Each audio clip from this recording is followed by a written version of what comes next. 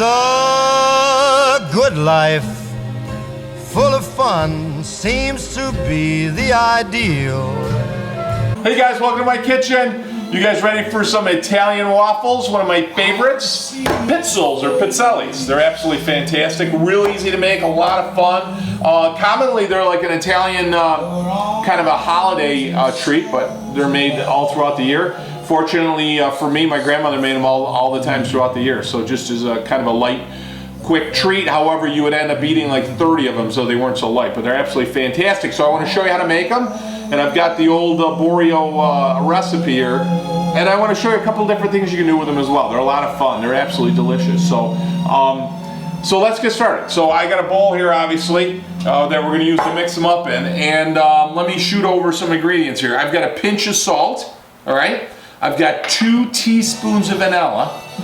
We got Dean Martin, Ain't That a Kick in the Head. I'm telling you, that is a great song to kick off to here. We've got 1 teaspoon of anise. Okay, absolutely delicious. I love anise. That kind of licorice. Oh, I love that. And then we've got 3 eggs. Now, 3 to 4 eggs, depending on size. Those are larger eggs, room temperature.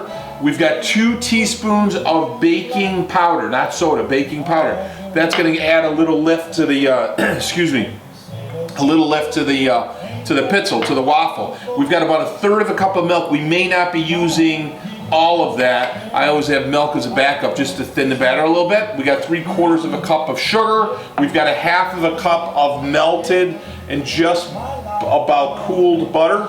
And we've got 1 3/4 cups of all-purpose flour. Now I used an unbleached organic flour, and that's a pastry flour. So just to give you guys a heads up, when you're using flour in any types of cookies, you don't want a bread flour, you want a pastry flour because the protein content's less, so it always is always going to taste a little better. And then what I've got here is some confectionery sugar, just to kind of dust the top with. And then I've got a couple different shapes here too. So many times pizzelles will be made like a waffle, like flat waffle, but you can make them in the shape of an ice cream cone, or you can make kind of what's called the poor man cannoli, because cannoli shells are kind of tough to make. You got to deep fry them and stuff, so it's a little shortcut to make cannoli. So let's get started. So I've got my bowl, as I said. What we want to do here essentially is we want to mix the wet ingredients first, okay? So we're going to mix the wet ingredients first. So I'm going to take the eggs. And my rule, if you guys have watched me before, I always like to mix the eggs a little bit first before we put them in. And like I said, Dean Martin, always got to make good pizzelles to the sound of Dean Martin. So there's our egg. We're going to put our egg in there, okay? Pop it in the sink. We're going to put our sugar, so wet ingredients and sugar, okay? And why do we do that? Because what we want to do is we want to make that almost that custard. Isn't that beautiful? Look at that. Can you see that? Isn't that gorgeous? My lovely camera assistant here and producer. Okay, so we're going to hit that. What that's going to do is it's going to allow the sugar to dissolve, okay? And then I'm going to put the butter in slow. Oh, that's good. And then again, that's going to give that sugar a chance to dissolve. And just mix it up a little bit. Now I've got my anise. And some of my anise, because I had it out there just a bit, I'm going to put my vanilla in there and swoosh it. There it goes. Okay. Beautiful. Got a little bit more Nat King Cole going. I got to tell you, the smell of that with the egg and the butter and the sugar, ooh, that smells good. So just mix that through, and you're going to see that dissolving. And you'll see what I like to do, like in this bowl, I'll pull the mixture up to the side, and you can kind of see the granulation of the sugar. When that starts to go away, it's just my little way of doing it. I know that it's gotten a chance to dissolve because you don't have the crunchy sugar in your batter. All right, so let that go a few minutes. Like I said, I'm not going to add the milk. I'll add the milk later if I need to thin the mixture up a little bit, all right? And that's going great. And then what I'm going to do is I'm going to mix my flour and just go slow. Beautiful, look at that, perfect. Now in this case, and a lot of times you don't know because of because of the flour, size of the egg is probably your biggest variables, or are your biggest variables. You don't know how your batter is. Now when you look at this batter right now, you see how it's getting, see how it's kind of thick? That's a little too thick for your pizzelle, okay? So, or pizzelle, so, or your waffle, but you can see how nice and smooth that is? So before I add any milk, before I water it up, look, it almost looks like a nice smooth taffy. Oh, that smells good too. Okay, so I'm gonna mix that up good. And that's just a little, like I said, a little too thick, because you don't want it thin, so I'm probably gonna need all of this, and that's 1/3 of a cup of milk. And again, if your eggs are a little bit, I don't like to, you never really want to add water to anything because water is going to dilute the flavor. So, you know, milk is going to add a little flavor to it. And I'll say almost always I put a little bit of milk in there. There you go, and just go nice and slow. And what you're going to want to do is you're going to want a batter, right? And you don't want it runny, you don't want it wet. But you certainly don't want it, you don't want it dough. Perfect.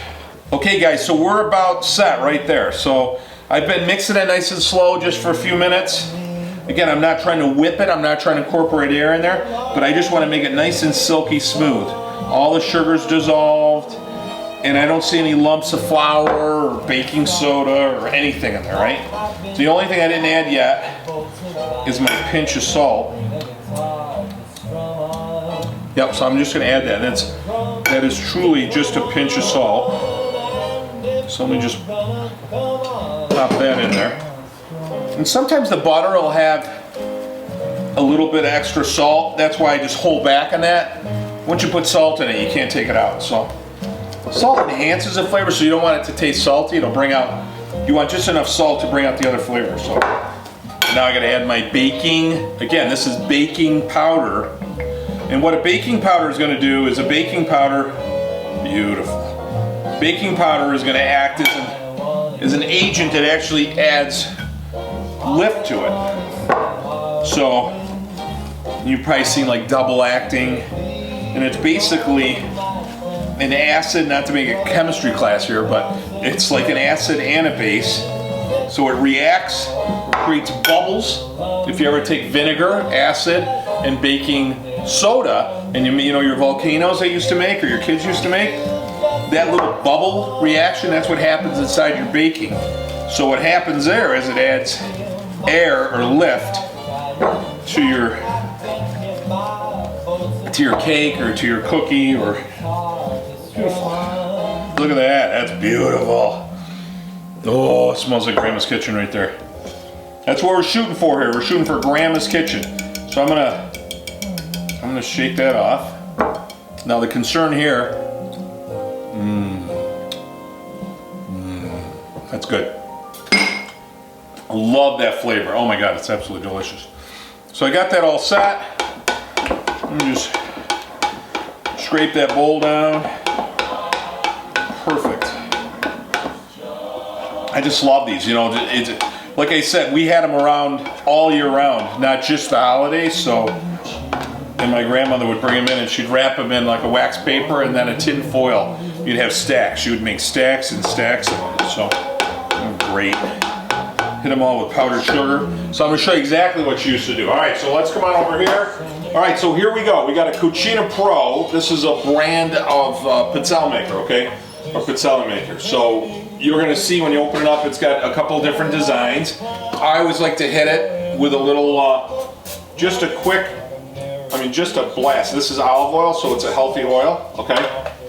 And I like to hit it with that to make sure it's non-stick. Now I plugged this in about 15-20 minutes before we got started. So I want it up to temp, okay? I want it up to temperature, which is perfect, okay? And we're ready to go. So what I'm gonna do, I already made a couple of tests just to make sure we're good.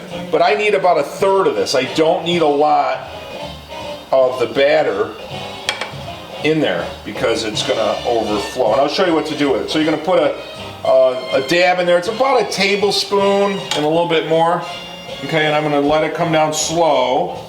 And then as soon as I get it all the way down, it's gonna want, there it is. As soon as I see a little bit of squirt, I'm totally fine. And when it comes out, you guys don't worry about if it's hanging off the side, because you can, here's a couple of tests, see that? and it gives you something to do. And if you want to taste them, that is good. See, now this side got cooked a little better than the other side. So, oh, that's good. Oh. So, and now it gets fun. Now you just become a machine. You start kicking these things out. I like to check them a lot because I'm looking for brown. See this here? That's your color right there. You want it brown, just on the verge. Because if not, what happens is they get too soft. See, this one didn't go enough. So it's a little soft. We don't want soft, okay? The problem is with some of them, if they don't come out perfect, you have to eat them. That's the challenge there. So I'm always working the angle with my grandmother. So anything broken, anything slightly burned, you know, the whole thing's rarely burned. You can usually eat some of it. So we're just going to keep plugging along here. And I want to show you just a couple of neat things you can do with oh, they got to go just a bit more. They're almost there. And like I said, you can make, I call them poor man cannolis. Cannolis are great. These are cannoli tubes. And traditionally they were made out of wood, which are great as well. What's nice about the metal ones on the cannoli is the metal will get hot, so the oil gets inside here. So it makes the inside of the cannoli crispy too. The wooden one sometimes is tougher to do that. The negative on these is when you pull them out of the hot oil and you tilt them, you just got to watch it, because the hot oil can come out and spill on you. But so a lot of people don't like to make the cannoli shell, so you can make them out of these. When you pull this off, you got about 30 seconds. So I'm going to show you here. Okay, I'm going to pull this one off first, right? Pop that down. You're going to wrap it around like that. See? Look at that. Isn't that cool? And just set it down like that. Okay? Then you got another one here, right? Again, you have moments to do the whoop. I'm almost done. Whoop, run out of time. There you go. Perfect. Okay, that one didn't come out as beautiful, but now here you go, right? And there's your cannoli. You got a cannoli shell, and that smells, oh my God, that smells great. And this one's all set, and you can make something fun to do with the kids. You can make ice cream. That's me pretending there's ice cream in there, but great stuff. So those are simple, those are easy. A lot of people have fun with that. There you go, give it a good squeeze. There it is, perfect. So what I'll do is I'll start pumping out some pizzelles, and I want to show you a nice way to arrange them. And what's nice about pizzelles, which I'll talk about, you can spread anything on them, but traditionally we would eat them with some powdered sugar. They're absolutely delicious. Kind of accent your dessert. Sometimes you'd eat them between meals. Often get yelled at by grandma, so great stuff. So I'll talk to you guys in a couple minutes. What my brother and sister and I used to do with my grandmother is we used to make them look all perfect. We would just clean up the edges. See how you can break the little edges off? And then they just come out. Look at that. Isn't that perfect? Look at that. So if you need to clean it up, you know, just to make them look perfect, right? Look at that. Because sometimes it won't come out perfectly clean. Now, the advantage you have there is now you've got this, you've got the crumbs, see? You can have those too. There's all different ways. I work all angles with my grandmother, so I'd eat anything. So, the burned cookies, all that. I thought I'd do a quick just shot halfway through here. So we're still going at it. It's been about 7.5 hours. I'm just kidding. So see how nice they come out? So this is what I would do with my grandmother as she made them. Now I always like to hit them with a little powdered sugar right after you make them, because the steam is coming off and the sugar will stick more. So I throw them in. So that's essentially it's an Italian waffle. So, I mean, it's rare that you go into a house in Italy, just like in America you'd see like a waffle maker. It's rare that you'd go in Italy and not see somebody with a Pizzelle maker. So, all right, so we're gonna hit it. Hey guys, welcome back. It's been about 4.5 weeks. It's almost Christmas actually. No, I'm just kidding. But here we go. We've got a good tray of pizzelles. Now, I used an anise flavor of vanilla. You can use an almond flavor if you don't like anise. A lot of times you'll see traditionally they use like a lemon zest or even an orange zest that they'll use in the batter. So there's a lot of different variations depending on what region of Italy you're from, or certainly what your grandparents did when they came here to the United States. But they are just awesome, and they're the Italian waffle version, and you can eat them just like this. This is kind of the traditional way that They're displayed. You can put, even with the powdered sugar, you can put like a mascarpone cheese on it and drizzle it with honey. You can put Nutella, like a hazelnut chocolate on it.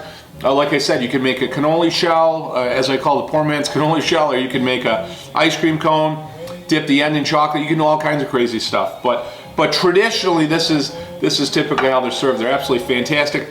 Just sitting here, my mouth is watering.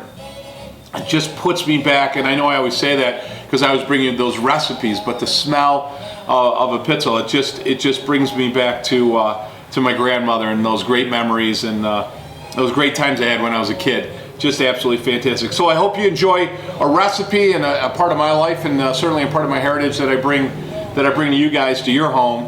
And thanks for letting me in every week, and hopefully you're enjoying the videos.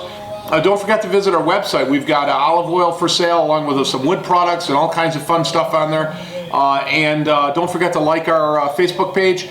And make sure you subscribe to our YouTube page, because when you subscribe, any new video that we come out with, it'll actually jump right on your email and certainly your Facebook, which is great. Remember, your family's the joy of your life. Enjoy, sit down, spend some time with your family, set up some traditions, enjoy your heritage. Until next week, guys, bon appetit. You won't